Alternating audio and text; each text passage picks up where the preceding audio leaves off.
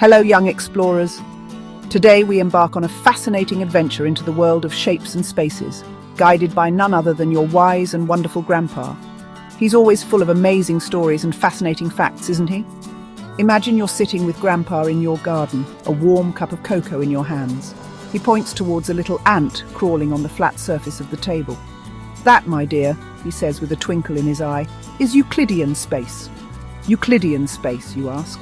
It sounds complicated, but it's really quite simple. It's the world of geometry that we live in, where everything exists in a specific space and can be measured. Come, let's delve deeper into this intriguing world of shapes and spaces with Grandpa as our guide.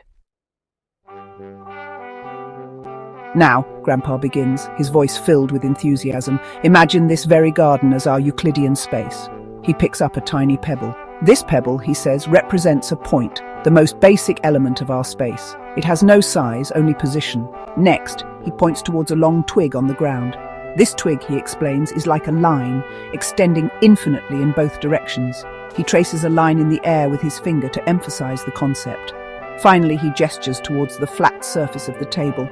And this, my dear, he says, is akin to a plane, a flat surface that extends endlessly in all directions.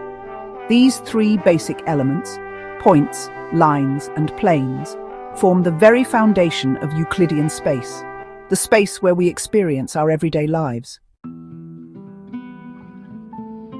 But there's more to this space than meets the eye, Grandpa says, his voice hushed with excitement.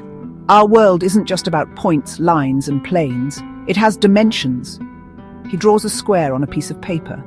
This square, he explains, exists in two dimensions, length and width. We call it 2D. Next, he picks up a wooden cube.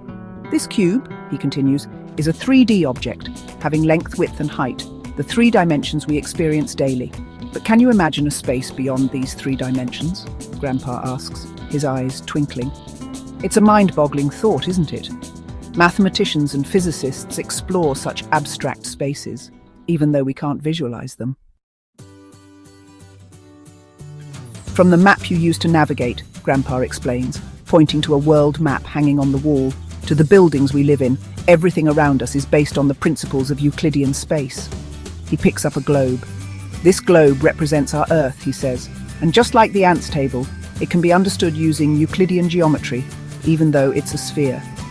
Euclidean space is the foundation of many fields, from engineering and architecture to computer graphics and robotics.